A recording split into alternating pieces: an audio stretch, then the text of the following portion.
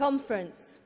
Nearly 45 years ago, in this great city, the Liverpool Metropolitan Cathedral opened, built from the donations of ordinary people when they had so little to give. As the dedication reminds us, they did it by touting the streets and pubs and knocking on doors like their own. They did it with dolls and raffle tickets. They did it with pools and bingo. They did it with silver paper and tuppenny legacies. They did it with cigarette and green shield stamps. They did it with old newspapers and wedding rings. They did it, and the day it opened was their day.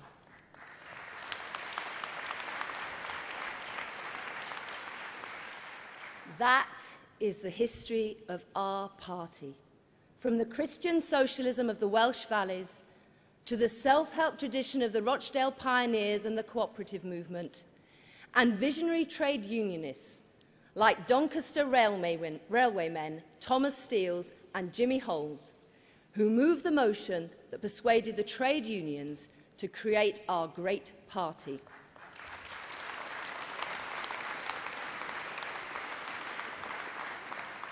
Ours is the story of ordinary people in ordinary communities achieving extraordinary things.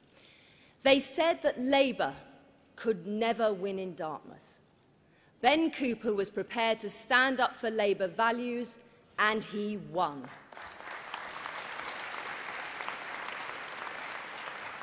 In Barking and Dagenham, when people feared the rise of the British National Party, brave men and women like Josie Channer stood up against ignorance and prejudice and won.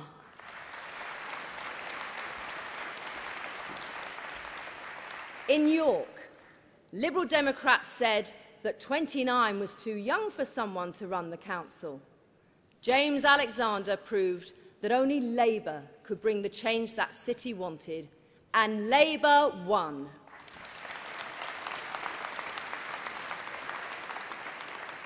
Labour's 800, our new generation of councillors elected in May, proved day in, day out that it's not age, it's attitude that matters. Every day, in the face of huge front-loaded cuts, thousands of Labour councillors are giving voice to their communities, defending the services people rely on, and building the good society.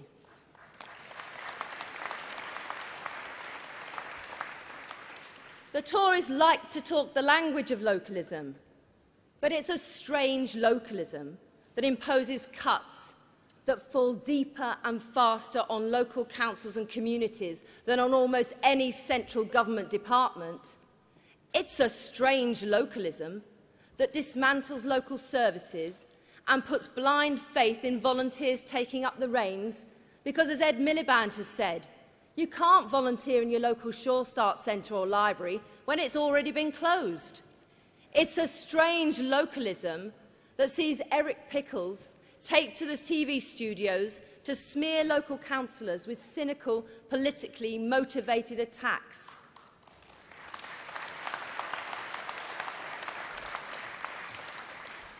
It's a supreme irony that a man of Eric Pickles' stature is the Minister for Meals on Wheels.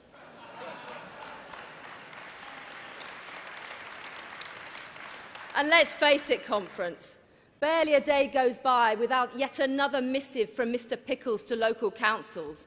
Frankly, it would take more than a weekly bin collection to get rid of his rubbish.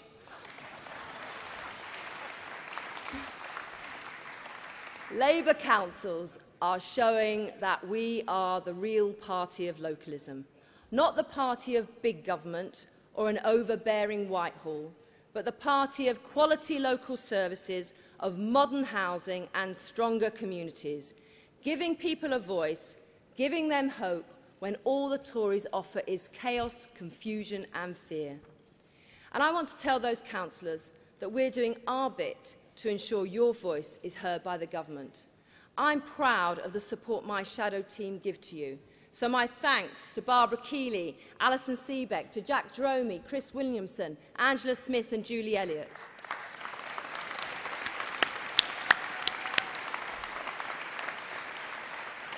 And our Lords team, Jeremy Beecham, Bill Mackenzie and Roy Kennedy too. And most of all, our thanks to friends old and new in local government who keep us on our toes and show us the impact of this government's failed policies. And Dave, thanks to you, your support has been invaluable to me in the past year. Conference, one Tory MP said that chaos in the planning system is a good thing. Well, they've certainly delivered on that. Their planning reforms have already caused confusion and alarm. But we are living in strange times when the government reveals that the National Trust is part of a vast left-wing conspiracy. I must be going to the wrong meetings. Of course, we all want an effective planning system that is able to meet our future needs for housing, transport and infrastructure, and which supports jobs and growth. And that is exactly what we did in government, building businesses and homes, creating jobs, supporting growth. And we did so while we created new national parks and protected over 1.6 million hectares of greenbelt.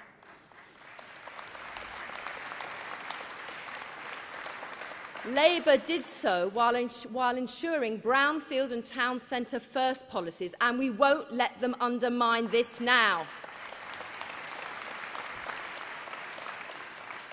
It's a disgraceful sight to see Tory and Liberal Democrat ministers proudly publicising their opposition to local housing schemes in their backyard while standing in Parliament wringing their hands about the need for more homes.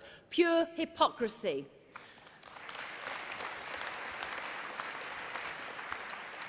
The truth is, the economy isn't stalling because of the planning system, it's stalling because of the Tories. Cuts that go too far, too fast, and no plan for growth. Look at what they're doing on housing. First-time buyers waiting longer. Fewer houses built last year than any year since the 1920s. 200,000 new homes cancelled in 18 months. Waiting lists for council houses soaring. And only 500,000 mortgages provided last year.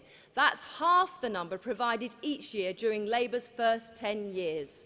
Conference, the Tories have sucked the life out of our economy and hit the building industry hard. And for every one of the housing developments cancelled, there are skilled people put out of work and small suppliers put out of business. That's why we must kickstart the building industry by repeating the banker's bonus tax to fund 25,000 new homes, and why a temporary cut in VAT to 5% on home improvements is so vital.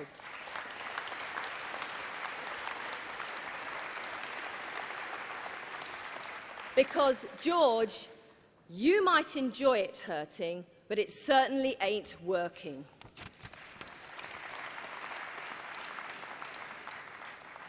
Conference, I am proud of what we achieved in our 13 years in power.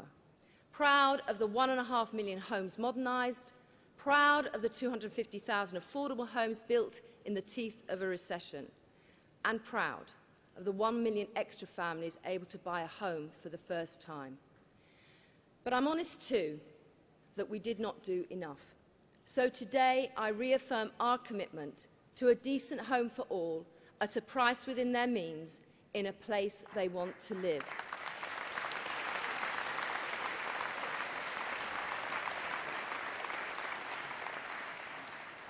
To the many people who want to own their home, who want to build an asset, who want security, who want a little more control over their own life, we will support that dream. But I also want those same benefits to be spread to those who live in social housing or the private rented sector as well. Conference, we have ambitions for social housing to once again serve its original purpose, a positive choice for many, homes for heroes, homes for those in need, homes for the hard-working. And I'm not going to take any lectures on aspiration from a Prime Minister who believes that if you get a pay rise, you should be kicked out of your council house.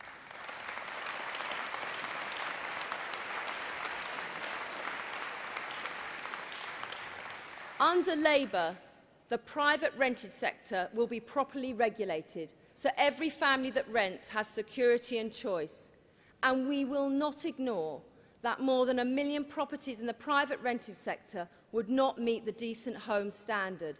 It cannot be right that housing benefit continues to go into the pockets of landlords who have tenants in substandard properties. Under Labour, we will end it.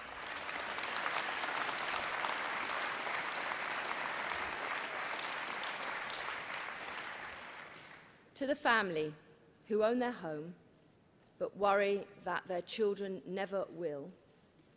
To the older person wanting a smaller house but close to the church or community they've known their whole life. To the son or daughter still living with relatives or sleeping on the sofa of a friend. For all those whose voice is never heard, I say we are on your side and we will fight to keep housing at the top of the agenda.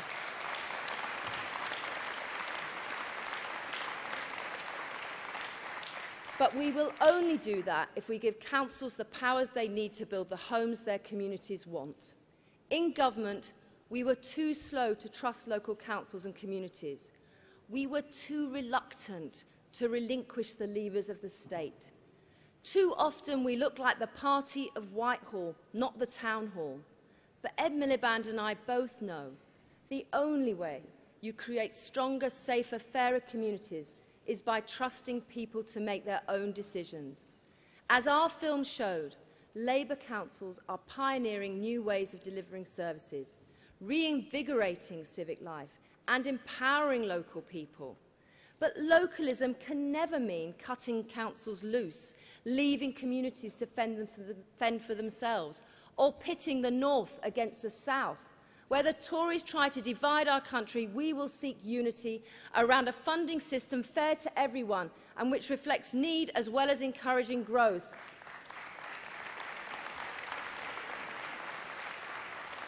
In doing so, every council should be able to deliver the services its community relies on. On May the 5th, we took another step forward. From Gravesham to Gedling, Telford to Ipswich, from Hull to Barrow-in-Furness. In our great cities and in our market towns, in our villages and in our seaside resorts, Labour is regaining the confidence of the British people. Town by town, street by street, door by door, at every opportunity we must win more seats and more councils until the Tories' onslaught on local government is stopped in its tracks.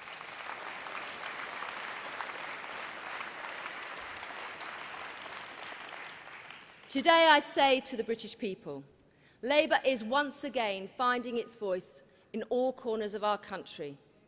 The party of community, the party of localism, and in 2015, the party of government. Thank you, Conference.